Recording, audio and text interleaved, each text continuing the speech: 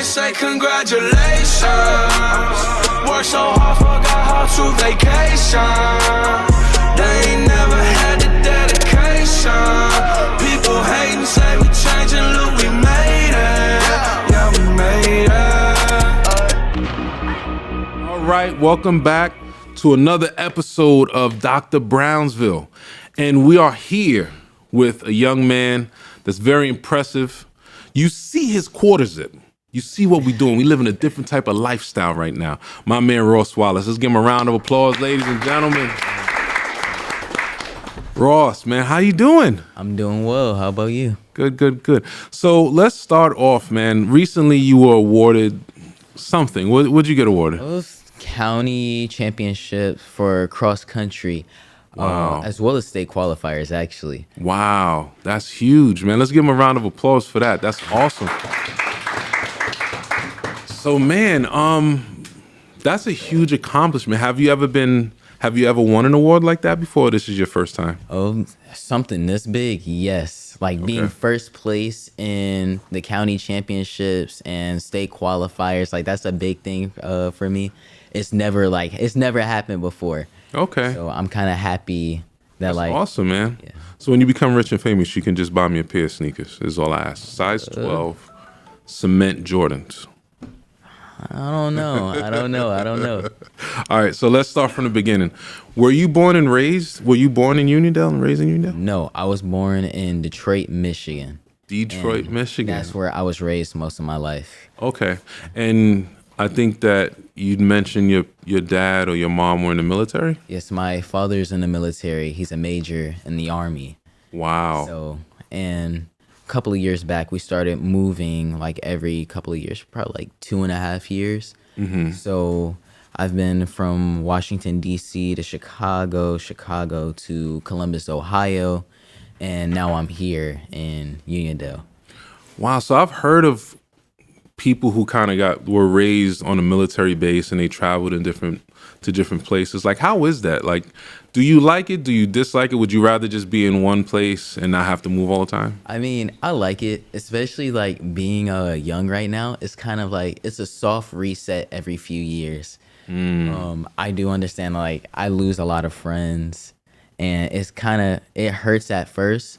But I feel like it's a good thing. It teaches me to like get out there more and be more social. Where did you feel like you had like the best experience in the different places that you've moved to so far? When was like the one you was like, oh man, I like this place?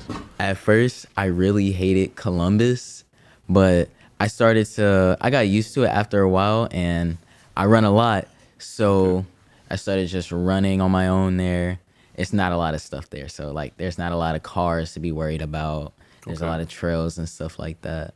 So that's like my bare minimum, like just good running trails. Just good running trails. So. And this is something you want to do like as a profession. This is something that you really want to do like as a profession, running. Oh, yes. I would love to have like, as well as like my lifestyle and everything. Okay.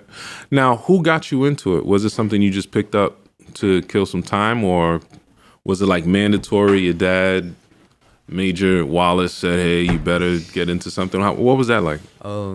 It was more of my mom's idea that I run track, and track didn't start at the time. It was like the middle of the fall.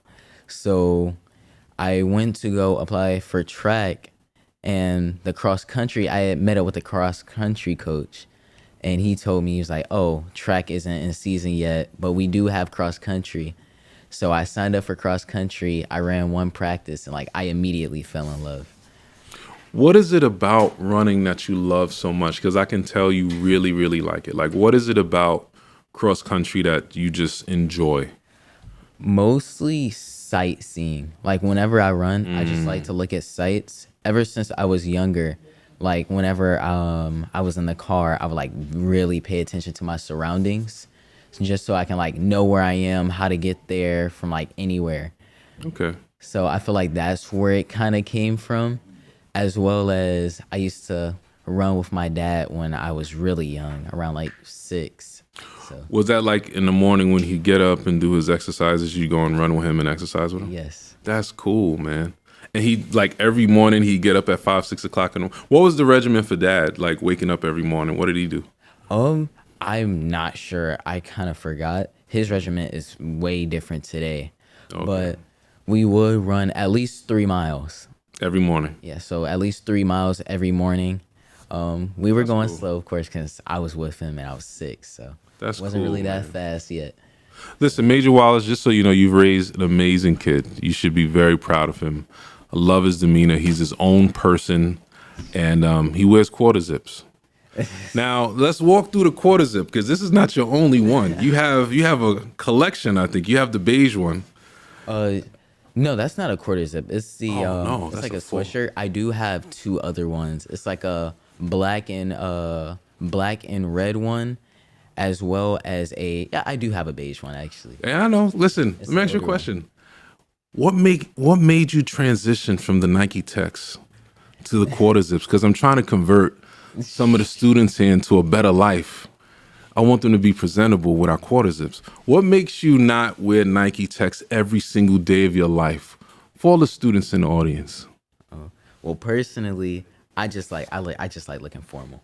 That's what I'm talking. I just like looking formal. Thank you, sir. You like looking clean and presentable, you know? If you ever like see me in like a kind of like track outfit, it's gonna be like my Uniondale uniform.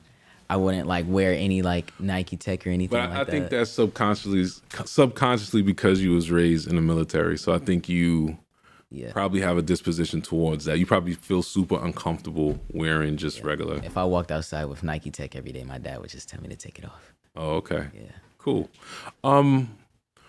Besides that, I look at how students move in the building, right? So there's a lot of students that are just followers and they're just looking for somebody to crack jokes with, or you have students that are really loud. Usually the loudest students is the ones who are empty inside, so they need to be in school and make a lot of noise because they need attention.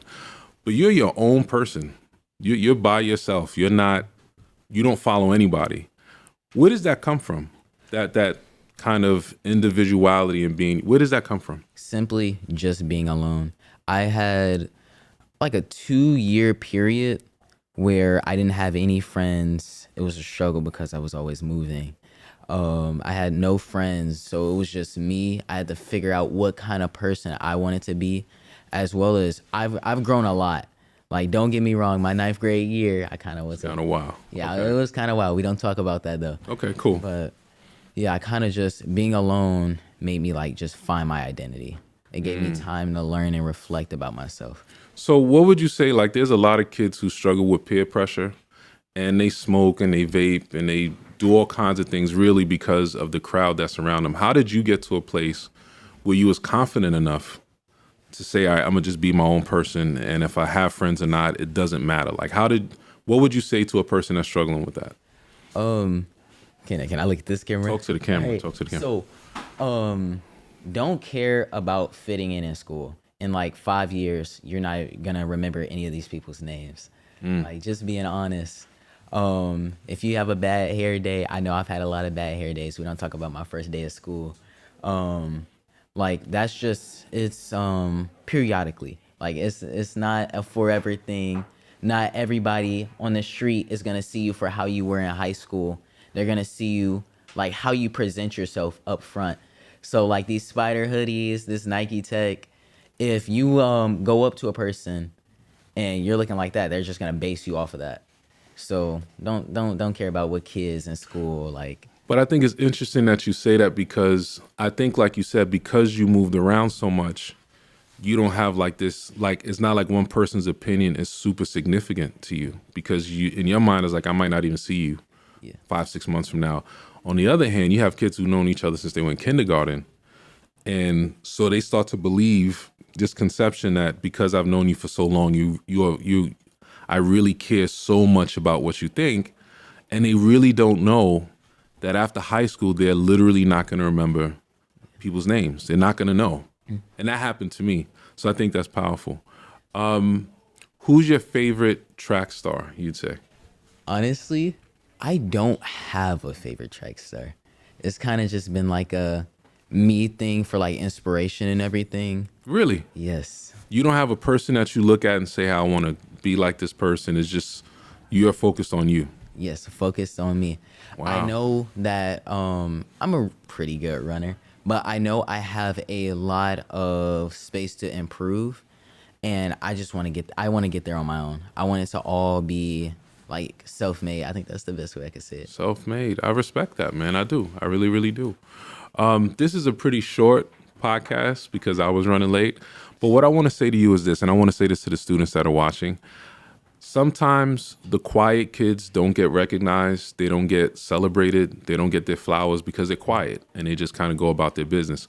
I wanted to use this podcast to highlight not just you, but students that are like you, that are quiet, but are passionate and driven and focused, because sometimes the person that's the loudest, that doesn't really mean anything. And I love the way you carry yourself. I enjoy seeing you go about your business and be your own person, because that takes true strength. And very few children have that ability. Very few. Shout out to my man Justin, he got it. But there's most kids, they have a really hard time finding themselves. Not even kids, adults. They have not gotten to this place that you're at such a young age. And I think because you're at this place, by the time you become an adult, you're going to be amazing. So let's give this guy a round of applause, guys. He's amazing. That's another episode of Dr. Brownsville. Say congratulations. Work so hard, forgot how to vacation.